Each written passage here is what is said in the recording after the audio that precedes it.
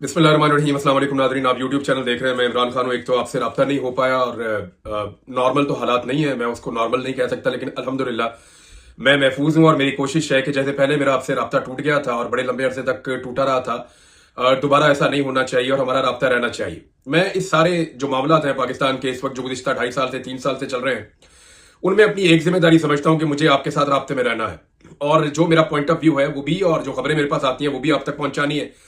इसके लिए मैं काम करता रहता हूं। मेरा अपना एक नुक्ता नजर भी है, वो भी मैं बयान करता हूं। साथ में जो मुझे इंफॉर्मेशन मिलती है वो भी मैं आपको बयान करता हूं। और मैंने, आपने देखा होगा शायद आपसे 24 घंटे पहले मैंने एक ट्वीट भी किया था। उस वक्त मुझे महसूस हुआ कि शायद ये राब्ता टूटने वाला है, तो मैंने एक ट्वीट किया था जिसमें मैंने कहा था कि रूल ऑफ लॉ और आज़ादी इजहार राय, जमहूरियत और ये चीजें ही पाकिस्तान का हल है, इसके अलावा और कुछ नहीं है। लेकिन उसका अल्लाह ताला का बड़ा शुक्र है, अल्लाह की बड़ी मेहरबानी है। वही रब्बुल इज्जत है, वो इज्जत भी बचाता है, जिंदगी भी बचाता है, वो महफूज रखता है। तो मैं अल्लाह का शुक्र है महफूज हूँ। मेरी कुछ चीजें मेरे पास अभी नहीं है और ऑडियो का शायद थोड़ा सा प्रॉब्लम आपको भी सुनने में आ रहा होगा, तो इंशाल्लाह चीजें मैं अरेंज कर लूंगा, तो फिर जरा बेहतर तरीके से दोबारा आपके साथ बातचीत हो सकेगी। तफसीलात में जाने के बजाय मैंने अपने आप से भी एक वादा कर रखा है कि ज्यादा खप डालने के बजाय अपना काम हम जारी रखेंगे और अपने काम का जो नेक्स्ट फेज है उसका आगाज करते हैं। इस वक्त जो सिचुएशन है वो तकरीबन वैसी है जैसी हम 2 दिन पहले बात कर रहे थे। चीजें ज्यादा बदली नहीं है, सवाए इसके कि मुज़ाकरात शुरू हुए। तो मुज़ाकरात शुरू हुए, उस हवाले से मेरी कुछ लोगों से रब्ता हुआ। वो मुज़ाकरात क्या है, उनका नतीजा क्या निकलेगा, ये मैं आपको बता देता हूं। दूसरा मैं आपको ये बताता हूं कि बरतानिया से और यूरोपीय यूनियन से जो प्रेशर अब आना शुरू हुआ, इवन अमेरिका से भी, फौजी अदालतों में सिविलियंस को जो ट्रायल करके उनके ऊपर मुकदमात बनाने के बाद उनको जो फैसले किए गए हैं, उन फैसलों के नतीजे में जो रद्द-ए-अमल आ रहा है वो भी बड़ा खौफनाक है। उसमें कुछ चीजें ऐसी हैं जिनके ऊपर मुझे आपसे बात करनी है। एक तो जो यूरोपीय यूनियन है, उनका बाकायदा उनके तर्जुमान का पूरा एक स्टेटमेंट है। वो स्टेटमेंट अगर आप डिटेल से पढ़ें, अभी मैं आपको पढ़ के सुना नहीं सकता, मेरे पास कोई ऐसी चीज नहीं है जिसमें मैं पढ़ के आपको सुनाऊं, लेकिन मैं आपको यह बता देता हूं कि पाकिस्तान यूरोपीय यूनियन का जो है वो उसमें कुछ एग्रीमेंट्स हैं जिनका पाकिस्तान हिस्सा है, जिसकी बुनियाद पर पाकिस्तान को इमदाद भी मिलती है। जीएसपी प्लस स्टेटस जिन मुल्कों को मिला हुआ है, उन्होंने कुछ स्पेसिफिक चीजें जिनके ऊपर सिग्नेचर कर रखे हैं, उनमें पाकिस्तान भी एक है। और उसमें एक शिक उसकी ये भी है कि जब भी आप किसी सिविलियन का ट्रायल करेंगे, किसी आम आदमी का ट्रायल करेंगे, तो उसको आप पूरा हक देंगे मुकदमा लड़ने का, पूरा उसको फेयर ट्रायल होगा और वो प्रॉपर अदालत के अंदर होगा, और ना सिर्फ प्रॉपर अदालत में होगा बल्कि उसकी रिप्रेजेंटेशन होगी पूरे तरीके से। लेकिन यहां पे ऐसा हुआ नहीं। फिर ये मिलिट्री कोर्ट है। मिलिट्री कोर्ट को पूरी दुनिया में कहा जाता है कि military court is not a court. ये तो जो फौजी अदालत होती है, ये तो अदालत ही नहीं होती। तो यहां पे कैसे कोई केस चल सकता है और कैसे फैसले आ सकते हैं? तो 25 लोगों को सजा तो दे दी, लेकिन उसकी कीमत भी खुदा न खास्ता पाकिस्तान को चुकानी पड़ सकती है। मेरे ख्याल में जो रियासत है, जो इंतजामिया है पाकिस्तान को, जो लोग चला रहे हैं, उन्हें होश के नाखून लेने चाहिए और इस तरह के तजर्बे बंद करने चाहिए। इससे दुनिया में इसको मायूब समझा जाता है, बुरा समझा जाता है। अभी तक पाकिस्तान क्यों बचा हुआ था, जरा ये आप गौर कर लें। मसला यह है, पाकिस्तान इसलिए बचा हुआ था कि जो बाइडन इंतजामिया पाकिस्तान को ऐसी सारी चीजों में सपोर्ट कर रही थी। वरना गुज़िश्ता 3 साल में पाकिस्तान के अंदर जो कुछ हुआ है, जितना जुल्म, जितनी बर्बरियत और जितनी फस्तायत हुई है, जितने इंसानी हकूक की पामालियां पाकिस्तान में हुई हैं और जितनी वो आलमी सतह पर रिपोर्ट हुई हैं, अगर ये सारी चीजें कि जो बाइडन इंतजामिया पाकिस्तान के मौजूदा रिजीम की मदद ना करती, तो पाकिस्तान पे बहुत सारी पाबंदियां खुदा न खास्ता लग सकती थी। लेकिन अब वक्त बदल रहा है। जो बाइडन की इंतजामिया अपने इख्तिताम की जानिब जा रही है, ट्रंप की इंतजामिया आने वाली है। और एक बात तो क्लियर है ट्रंप के साथियों के बयान से कि वो पाकिस्तान का जो मौजूदा रजीम है, मौजूदा हुकूमत या उनके जो सहूलतकार हैं, वो उनको ऐसी सहूलत नहीं देंगे जैसी सहूलत या जैसी छूट दी हुई थी जो बाइडन ने। तो जब जो बाइडन के बाद ट्रंप की इंतजामिया आएगी और हाथ पीछे से हट जाएगा, तो क्या होगा? फिर यूरोपीय यूनियन अपने तरीके से फैसले करेगी, बरतानिया अपने तरीके से फैसला करेगा। तो पाकिस्तान का जीएसपी प्लस स्टेटस कभी भी खतरे में नहीं होना चाहिए, सिर्फ चंद लोगों को सजाएं देने के हवाले से। देखिए, ये सजाएं, मिलिट्री कोर्ट क्या कोर्ट होता है, ये आप अदालतों के अंदर भेजें। और अगर किसी ने बेड़ा गर्क किया है ना 9 मई के मुकदमे का, तो वो खुद पाकिस्तान की सरकार ने और खुद पाकिस्तान की हुकूमत ने और पाकिस्तान के इदारों ने किया। कैसे बेड़ा गर्क किया, मैं आपको बता देता हूं। नंबर 1 तो आप ये देखें कि जिन लोगों के सबसे पहले नाम आए थे, उनमें से जिस जिस बंदे ने एक प्रेस कॉन्फ्रेंस की, जिस जिस बंदे ने अपना बयान दिया, वो बंदे का नाम निकल गया। यानी 9 मई का मुजरिम था, मुजरिम रहा ही नहीं। वो मौजें कर रहे हैं, इलेक्शन लड़ रहे हैं, उनकी जिंदगी बदल गई है पूरी की पूरी।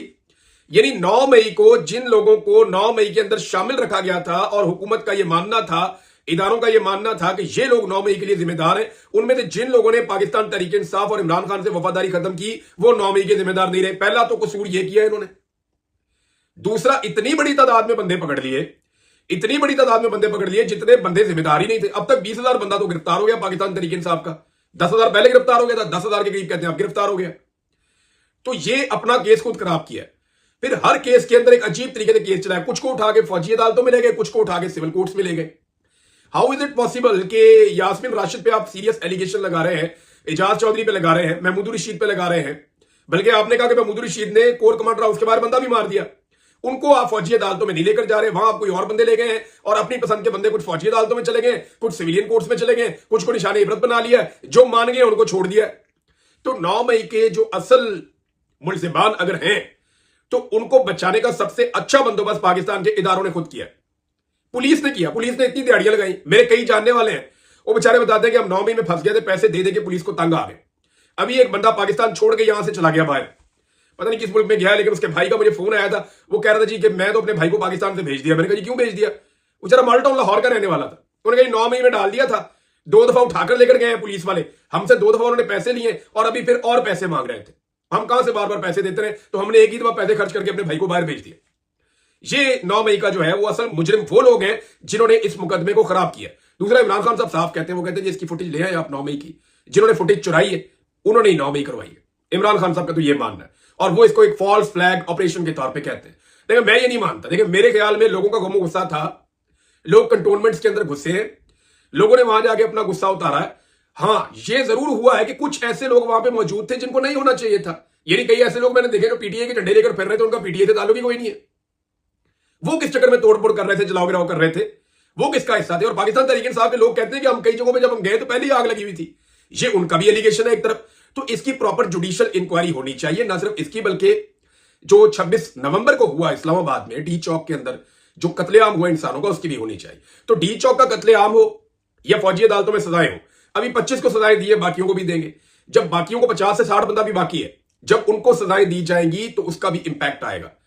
एक ही दफा देते तक एक ही दफा इंपैक्ट आता, लेकिन अब प्रेशर आएगा पाकिस्तान की गवर्नमेंट के ऊपर जीएसपी प्लस के हवाले से भी और दीगर मामला के हवाले से भी, क्योंकि पीछे जो बैठा हुआ बाइडन था, जो बाइडन बचाने वाला, वो अब मौजूद नहीं है। दूसरी जानब जो डोनाल्ड ट्रंप की इंतजामिया है वो एक के बाद एक कदम और आगे बढ़ती चली जा रही है। मिसाल के तौर पे अगर आप देखें रिचर्ड ग्रेनल को, तो उसने एक ट्वीट और किया है।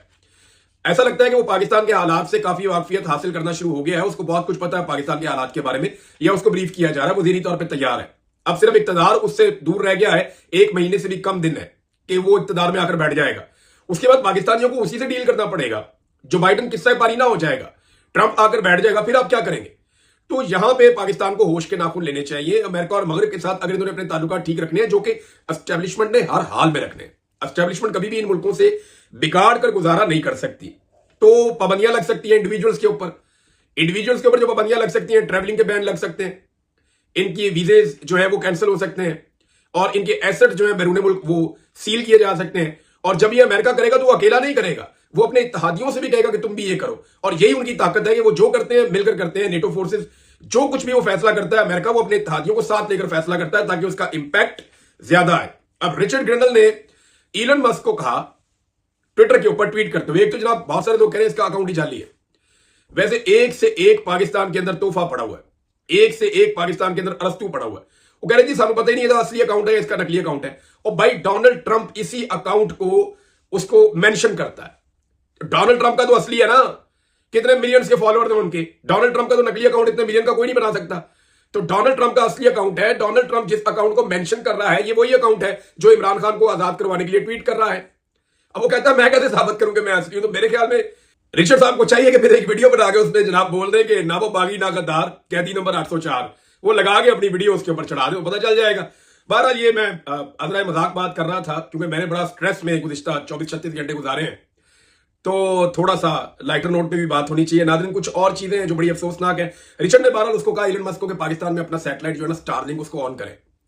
स्टारलिंक मेरे बहुत सारे दोस्तों ने मंगाया था, मेरे पास भी है, लेकिन पाकिस्तान में चलता ही नहीं है।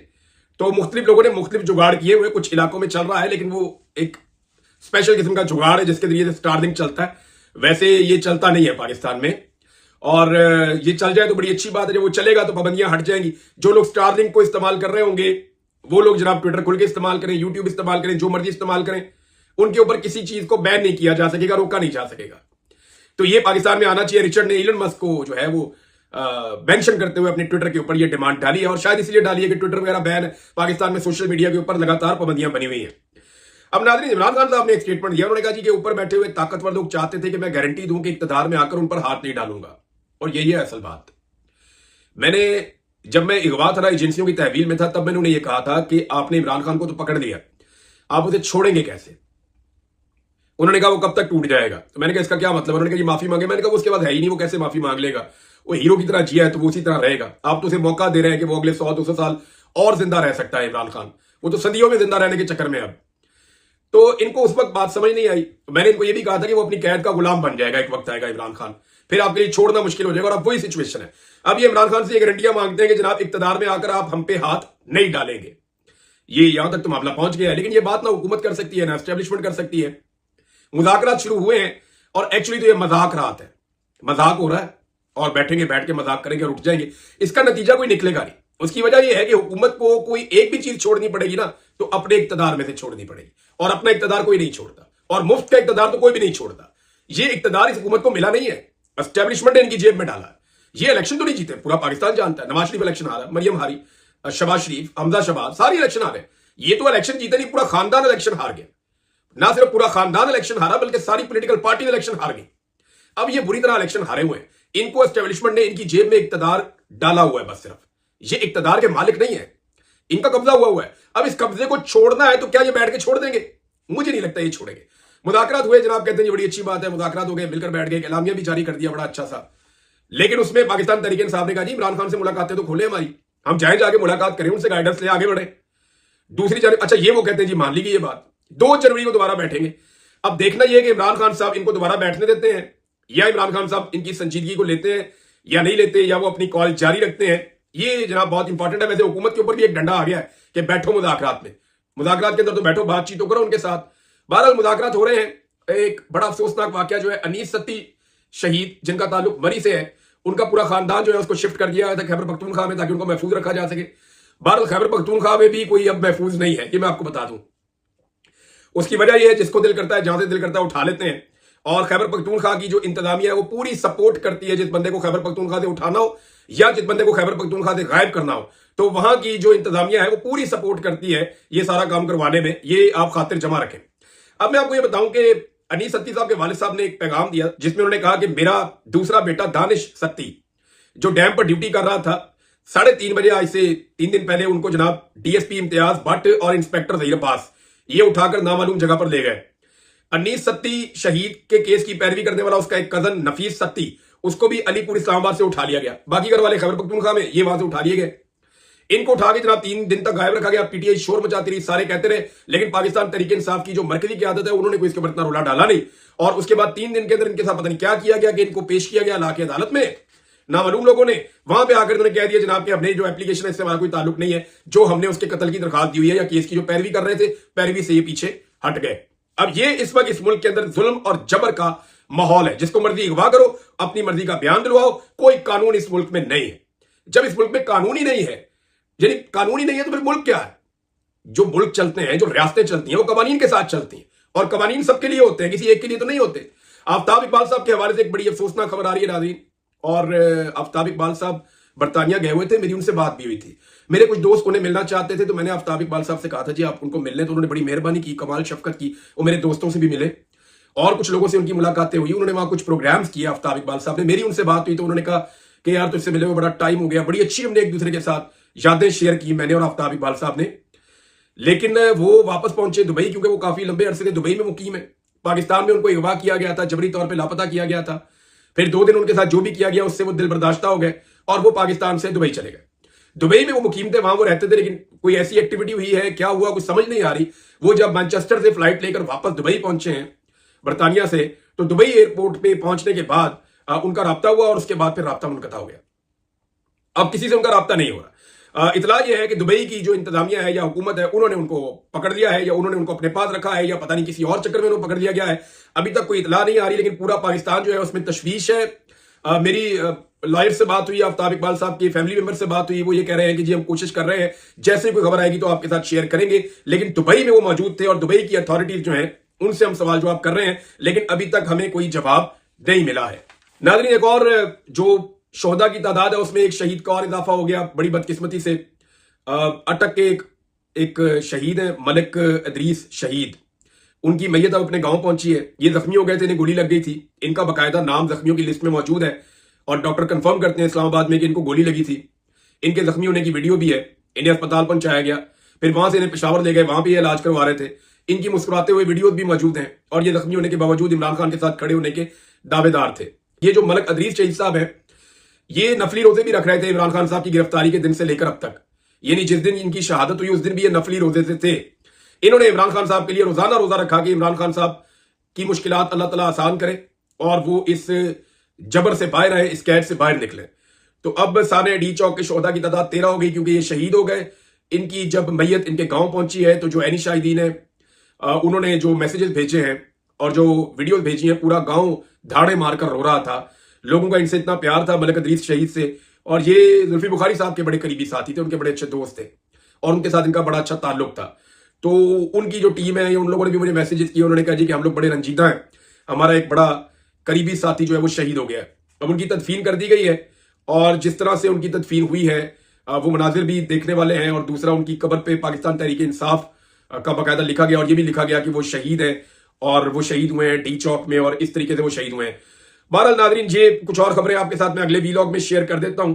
लेकिन मिलिट्री कोर्ट से आने वाले फैसले और डी चौक में होने वाला कत्लेआम, ये दो चीजें इस वक्त इस हुकूमत और इस निजाम के गले पड़ी हुई है। और सवाल जो है गोली क्यों चलाई, वो इनका पीछा नहीं छोड़ रहा।